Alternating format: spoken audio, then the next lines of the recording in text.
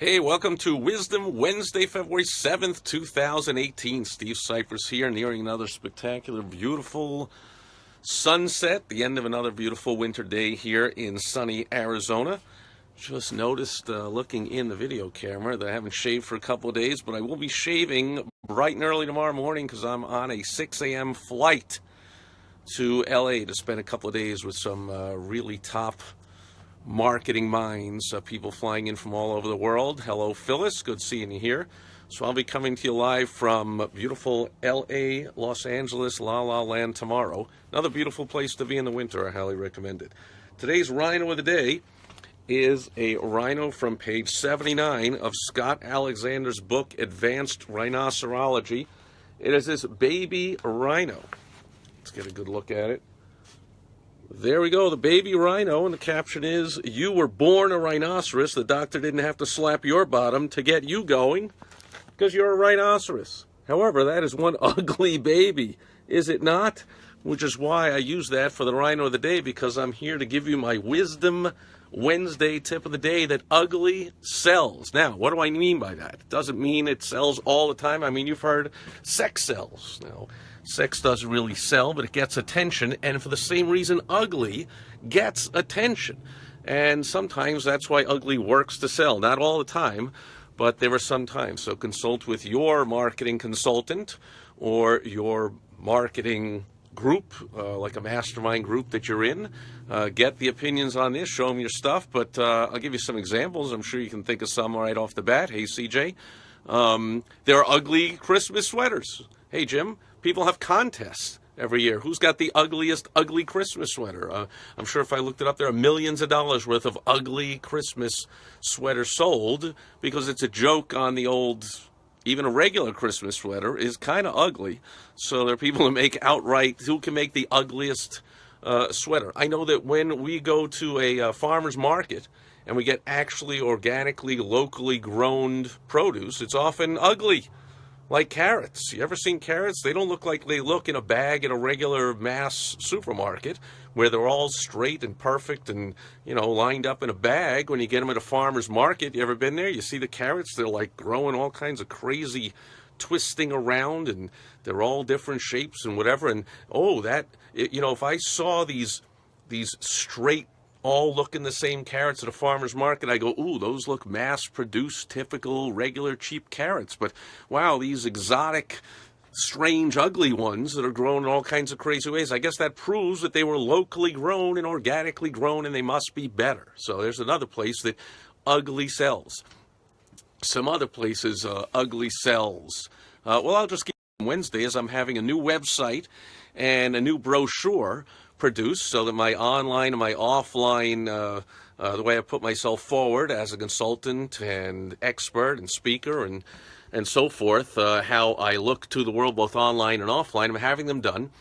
And I'm having the typical issue that I have with the brochure piece with the graphic artist, and it's funny, it just made me chuckle. Because she's like, she gave back I sent what I wanted, and she sent it back, and she changed it all around. She centered things and, made things look bigger and this and that and whatever, and made all, had all kinds of different crazy fonts. She made them all like the same nice looking font, one or two fonts or whatever. And I was like, whoa, I wanted it to be, the way I sent it. She's like, well, it's violating the rules of modern design. This is the same thing I have whenever I spent 3.5 years as a consultant with the Yellow Page company. And the Yellow Pages, if you ever advertise there, one of the things they do, like lots of newspapers and magazines and such, you pay the money and they say, we'll create the ad for you. Now, first of all, it's another tip off on a tangent, but I'll just mention it. You never want to do that, by the way, because they don't know what they're doing. And here's an example why.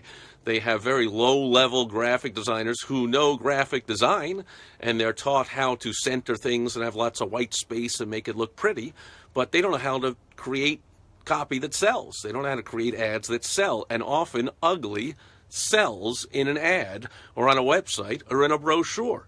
Because I'm like, look, I need you to put back all of those crazy, haphazard, different fonts that look clunky and ugly. She's like, this is overwhelming amount of information. No one's going to read all that. I'm like, that's pretty much the point, okay? This is a 6-page brochure that is just filled with to the edges of the pages with all kinds of different fonts and dozens of testimonials and dozens of photos and captions, and it all looks like a big ugly mishmash. It's not the way I want it done. I send it back to her like, put it back where it's off-centered and clunky and it doesn't flow, and the fonts, and then there's underlining and there's highlighting, and the whole thing is just kind of crazy mishmash. And I'm like, that's the whole point.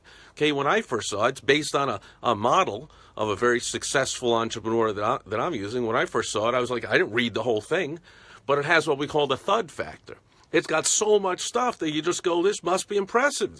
This is an impressive guy. I'm not going to read all these words, but it's got all kinds of words, and I can skim it and read some headlines and bullet points that say things like, this will say Steve has shared the stage with dozens of the world's top speakers, and Steve is one of the nation's top business experts, and it's got all the underlying verbiage of why and whatever. Like, only the most over-analytical person is going to read all that, but they'll see the headline, maybe, or they'll just see like, wow, there's lots of stuff here.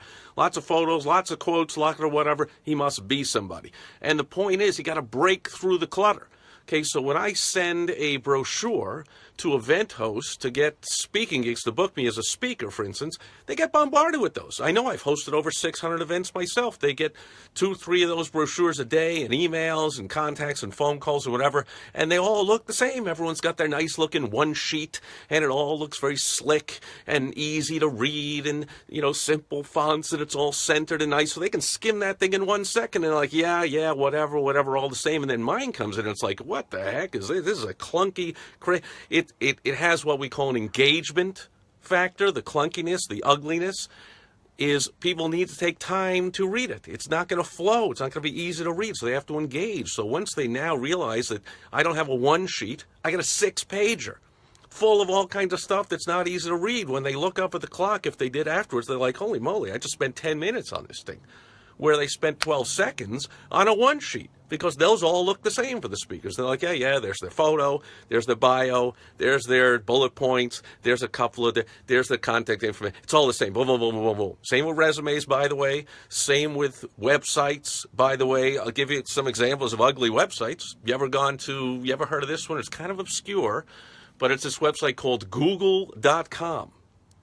Last I checked, they're not winning many design awards for the best designed website, because you go there, and unless it's some kind of one of the holidays, and they make up lots of them, somebody's birthday and somebody's whatever every day, and even when it is, that's it. I mean, there's just a box. It says Google, and there's a box.